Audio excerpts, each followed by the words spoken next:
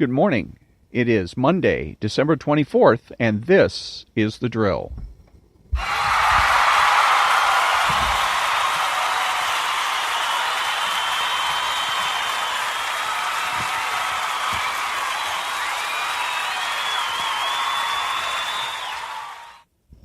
Thank you very much, and this is Ron, your host, the only true conservative in the United States of America today, because I'm the only one that makes the presumption for the status quo. Speaking to all you butchers, bakers, and candlestick makers. So I was listening to the Glenn Beck show this morning, and they had a substitute host on, but they were talking about the House, Democrats in the House, and how they've wanted to impeach Donald Trump basically since he started office. Maxine Waters, in particular, was quoted when she was told 2 weeks after Donald Trump took office that he had only been in office for 2 weeks. When she suggested that he be impeached, she says it doesn't matter. So what this immediately struck me as activism. Right now, the left is post-Marxist. Before 1960, they were Marxist, and Marxism was a very rigid doctrine that said that basically it was a prediction that things would go a certain way at a certain time, with certain people taking certain activities. Basically, it was a battle between the proletariat and the capitalists, the owners of the means of production, and that eventually capitalism would overextend, overreach, and make itself vulnerable to revolution. A revolution would occur, and it would usher in a socialist paradise. So in the 60s, a lot of people started asking the question, how come there is no revolution yet? That Marx wrote his manifesto in 1850. So it's 110 years after he wrote his manifesto, and there's still no revolution. It doesn't look like there was going to be one. Everybody seemed to be happy and having a good time and whatnot. So they came up with, number one, critical theory, which opened the door, because basically Marxism is again, it's rigid. There's no room for criticism in Marxism. Marx figured it all out, and everybody else is supposed to just fall into line and do as Marx says. So they come up with critical theory, and in critical theory basically says Marxism can be criticized and analyzed and evaluated and changed, more importantly. And one of the fundamental changes of post-Marxism was the idea that it doesn't have to be laborers that start the revolution. It could be any oppressed class. So that's hence feminism and whatnot. So along with that was the idea that Marxism spent too much time. You had too many people sitting around in coffee shops talking and thinking. And nothing was getting done. Nothing was happening. That was one of the critiques. Nothing is getting done. We're not any closer to a revolution today than we were 150 years ago or 110 years ago. Why not? Because nobody's really taking action. So the theory became, let's do the opposite. And so activism became the theory that one should, or not a theory actually, and a guide to action. Saying instead of sitting around and thinking about things, act first, think later. And what ends up happening then, what that really ends up being is act impulsively and then rationalize your actions. So when Maxine Waters, Representative Maxine Waters, is demanding that Donald Trump being impeached only 2 weeks after he's entered office, then she's being activistic. She has no basis, no logical, reasonable, rational reason to make that suggestion. When she's challenged on it, she simply rationalizes her behavior and actually acts and rationalizes it by being defiant. It doesn't matter. But you're going to see a lot of that in your own lives. You'll see people that will make decisions and then rationalize those decisions instead of stopping and doing problem solving and thinking things through. Impulsivity, particularly as it's been explained in program, is about not thinking things through and not considering the consequences or alternative courses of action. You get something into your mind, you lock yourself into it, and you just go, go, go. And there's a lot of sloganeering that goes on around that, which is never give up. Don't give up, never, ever, ever give up. That's also, by the way, the slogan of the Jimmy V Foundation. But that happens to be what everybody says now. That any public speaker comes out is going to give you the pep talk about don't give up, never give up. That's a revolutionary statement. The fact of the matter is you have to be rational about it. If there's a rational reason to give up what you're doing, not necessarily giving up what your goals, but looking at how you're trying to achieve those goals. Are you going in the wrong direction? Time to give up going that direction and go the right direction. That kind of thing. And it's time to, it's also, it's a recipe for impulsive behavior and rationalization. Go ahead, lock yourself into a course of action, and never admit that you're wrong. So you end up doing what? You end up wasting a whole bunch of time. So, bad idea all the way around. When I come back, I'm going to be reading from Ayn Rand's lexicon, and also we're going to be covering the 13 rules for radicals, or the 13 rules for radicals by Saul Alinsky, and the rules for radicals defeated when we come back.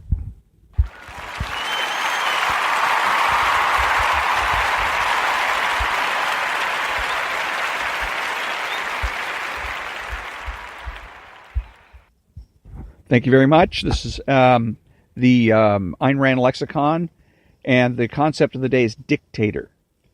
A mystic is driven by the urge to impress, to cheat, to flatter, to deceive, to force the omnipotent consciousness of others. They are his only real key to reality. He feels he cannot exist save by harnessing their mysterious power and extorting their unaccountable consent. They are his only means of perception, and, like a blind man who depends on the sight of a dog, he feels he must leash them in order to live. To control the consciousness of others becomes his only passion. Power lust is a weed that grows only in the vacant lots of an abandoned mind.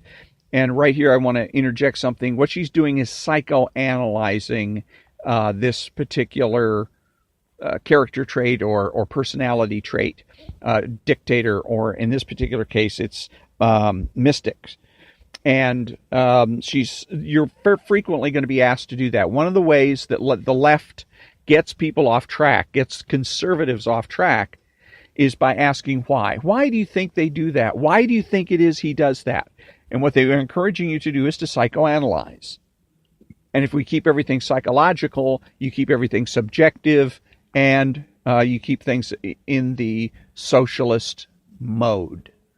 Okay, the real issue here isn't why they do it. Doesn't matter why Mr. Mystic wants to be mystical. The only issue is he correct in being mystical? If he's being mystical as a way of life, is that the best way for a person to live their life in order to achieve happiness? And the answer is no, and we all know that by the evidence of our senses. Every dictator is a mystic, and every mystic a potential dictator. A mystic craves obedience from men, not their agreement.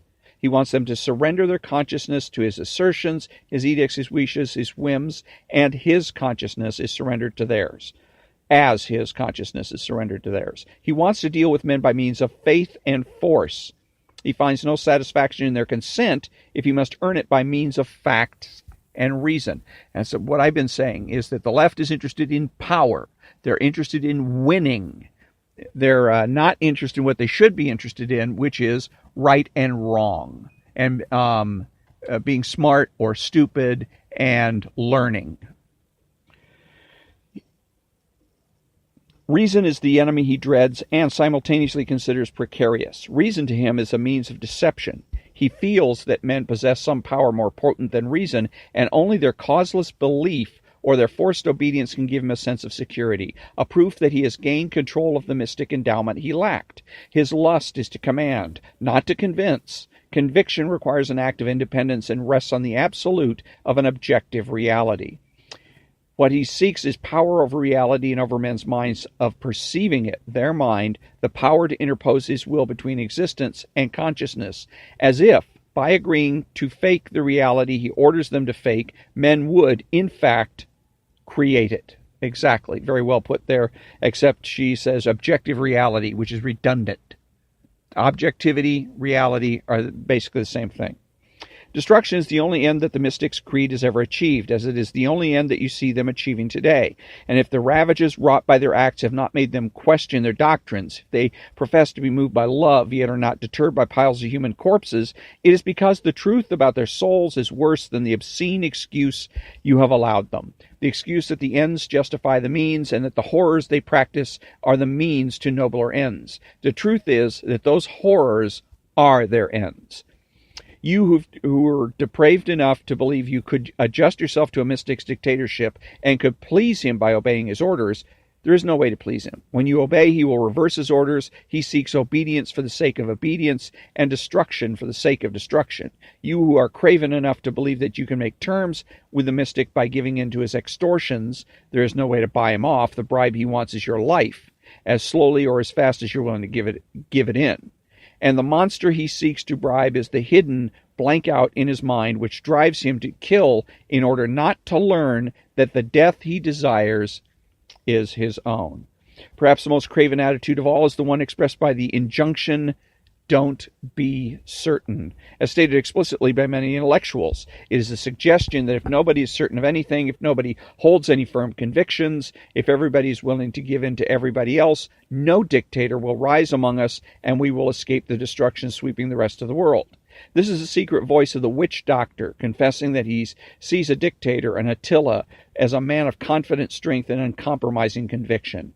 Nothing but a psycho-epistemological panic can blind such intellectuals to the fact that a dictator, like any thug, runs from the first sign of confident resistance, that he can rise only in a society of precisely such uncertain, compliant, shaking compromisers as they advocate, a society that invites a thug to take over, and that the task of resisting an Attila can be accomplished only by men of intransigent conviction and moral certainty. And so when I come back, I'm going to be reading from the 13 Rules for Radicals.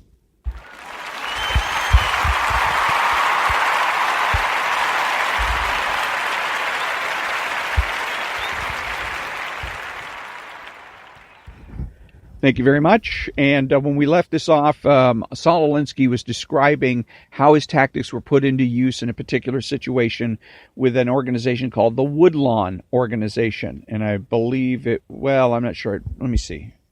Chicago, I guess. So the O'Hare Airport became the target. To begin with, O'Hare is the world's... let me back up. Since the organization was blocked in the political arena, new tactics and a new arena had to be devised. O'Hare Airport became the target. To begin with, O'Hare is the world's busiest. Think for a moment of the common experience of jet travelers. Your stewardess brings you your lunch or dinner. After eating, most people want to go to the lavatory. However, this is often inconvenient because your tray and those of your seat partners are loaded down with dishes. So you wait until the stewardess has removed the trays. By that time, those who are seated closest to the lavatory have got up and the occupied sign is on. So you wait. And in these days of jet travel, a seatbelt sign is soon flashed as the airplane starts its landing approach. You decide to wait until after landing and use the facilities in the terminal. This is obvious to anyone who watches the unloading of passengers at various gates in any airport. Many of the passengers are making a beeline for the men's or ladies' room. With this in mind, the tactic becomes obvious. We tie up the lavatories. In the restrooms, you drop a dime, enter, push the lock on the door, and you can stay there all day. Therefore, the occupation of the sit-down toilets presents no problem. It would take just a relatively few people to walk into these cubicles armed with books and newspapers, lock the doors, and tie up all the facilities. What are the police going to do? Break in and demand evidence of legitimate occupancy? Therefore, the ladies' restrooms could be occupied completely. The only problem in the men's lavatories would be the stand-up urinals. This, too, could be taken care of by having groups busy themselves around the airport and then move in on the stand-up urinals to line up 4 or 5 deep whenever a flight arrived. An intelligence study was launched to learn how many sit-down toilets for both men and women, as well as stand-up urinals, there are in an entire O'Hare Airport complex, and how many men and women would be necessary for the nation's first shit in. The consequences of this kind of action would be catastrophic in many ways. People would be desperate for a place to relieve themselves. One can see children yelling at their parents, "Mommy, I've got to go," and desperate mothers surrendering. "All right, well, do it. Do it right here." O'Hare would soon become a shambles. The whole scene would become unbelievable, and the laughter and ridicule would be nationwide. It would probably get a front-page story in the London Times. It would be a source of great mortification and embarrassment to the city administration. It might even create the kind of emergency in which planes would have to be held up while passengers got back aboard to use the plane's toilet facilities. The threat of this tactic was leaked. Again, there may be a Freudian slip here. And again, so what? Back to the administration, and within 48 hours, the Woodlawn organization found itself in conference with the authorities, who said that they were certainly going to live up to their commitments, and they could never understand where anyone got the idea their promise made by Chicago City Hall would not be observed. At no point then or since has there ever been any open mention of the threat of the O'Hare tactic. Very few of the members of the Woodlawn organization knew how close they were to writing history. With the universal principle that the right things are always done for the wrong reasons, and the tactical rule that negatives become positives, we can understand the following examples. Let's see here. Let me see. In its early history, the organized black ghetto in the Woodlawn neighborhood in Chicago engaged in conflict with slum landlords. It never picketed the local slum tenements or the landlord's office. It selected its blackest blacks and bussed them out to the lily-white suburb of the slum landlord's residence. Their picket signs, which said, "Did you know that Jones, your neighbor, is a slum landlord?" were completely irrelevant. The point was that the pickets knew Jones would be inundated with phone calls from his neighbors. Jones: "Before you say a word, let me tell you that those signs are a bunch of lies." Neighbor: "Look, Jones, I don't give a damn what you do for a living. All we know is that you got to get those goddamn niggers out of here or you get out." Jones came out and signed. The pressure that gave us our positive power was the negative of racism in a white society. We exploited it for our own purposes. Let us take, so we'll stop right there for a second here. And again, this is a perfect demonstration of what I've been saying all along, that the only reason that we have all kinds of crap in our society that's been foisted on us by the left is because of the right. Mr. Jones then caved. Basically what he did is he caved into pressure. Chicago, over the O'Hare tactic, the Woodlawn organization caved into pressure. That's all they did. Now, much to our society's credit, most businesses and whatnot are hip to a lot of these tactics. So they're not as ready to concede or capitulate as they used to be. But the point is that it is by capitulating, by giving up, by panicking and running out in the street to sign a particular document or give it whatever it is that the liberals want. Another classic example is the government shutdown. Okay, we are right now in the midst of a partial government shutdown that the left uses always as a threat. If you're going to do what we want you to do, or we will block you. You won't be able to get a veto overridden, and the government's going to shut down. Whatever, you'll do what we want, or we'll shut the government down, and then blame it on you. And so people are so terrified of that they'll do whatever they have to avoid it, including giving in to the people on the left. So if the people on the right would simply stand their ground, then they, if you're going to be, for instance, you have this problem in O'Hare Airport, okay, and so you get some porta potties. That's the way I would have done it. It's the first thing I thought of. If I get a whiff of this, that this is going to happen, first thing I'm going to do is go out and buy or rent up a whole bunch of porta potties.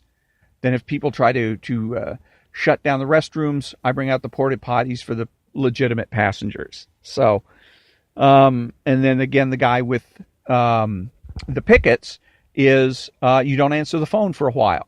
You don't answer the phone for a few days. You make other arrangements. Call your secretary and say, take a message or, whatever. Make other arrangements for getting important phone calls. But the other ones, you let it go. Let everybody go into voicemail. And eventually the picketers are going to get sick of it because they have to have one of the things, the weaknesses for the left in doing these protests is they have to have immediate feedback that they are succeeding, that their efforts are producing something. Because the longer they go on without achieving results, the less support the left is going to have. If this had dragged out for a week with these protesters marching up and down the street with signs that says that he's a slum landlord, and it goes for a week, how many of them do you think are going to be there the following week? How about the week after that or the week after that? Because remember, all of these folks have to have jobs. They've got to go get, they got to go make a living. They might be able to do some of this stuff part-time, but they can't do this forever. Same thing even with the protesters today that are paid by George Soros. A lot of these people that are doing this are what? Students. Right? They got nothing better to do. So they'll go out and do a protest, make some extra money so they can go out and buy some dope and get high. Then how long are they willing to put off their studies? Say, they'll go out and do this protest, again, maybe for a day or two, but hey, I got final exams coming up. Everybody has a life to lead. Nobody can devote themselves to one particular cause indefinitely. It's a game of attrition, if you will. You just got to wait them out, so to speak. So when I come back, the rules for radicals defeated.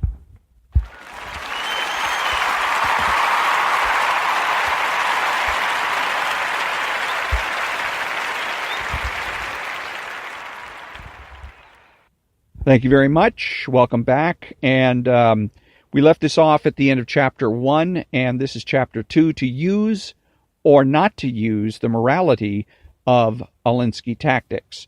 And the quote underneath, the most effective means are whatever will achieve the desired results, Saul Alinsky. In other words, the ends justify the means, and they don't. Means, ends, and morality. The greatest conflict for Alinsky is how to sell liberals on the idea that they should seek to create a utopian world, and that they should use every underhanded and devious means at their disposal to do so. How can you realistically reconcile some version of the world where we all live in John Lennon's song, Imagine, but the only way to achieve that world is by lying, cheating, and deceiving? This creates quite a dilemma, a paradox which Alinsky never satisfactorily resolves. Instead, he pilfers from Trotsky, and does so in a rather sophomoric way. He offers no original thoughts for his self-described superior ends as justification for his reprehensible means. His argument for ends justifying means falls flat, and if this argument falls flat, the entire thesis falls with it. To seek social justice by deception and destruction seems absurd on the face of it, and yet with his paper-thin arguments, Alinsky has successfully duped a generation of would-be revolutionaries who seek a better world but fail to understand the simplest concepts of right and wrong. And that's an excellent way to put it, and very well said.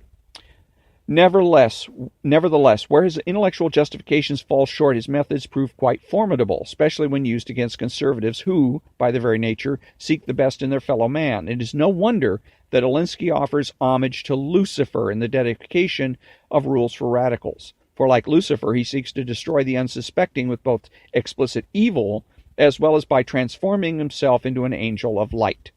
Like Satan himself, Alinsky will use whatever means necessary to win the war.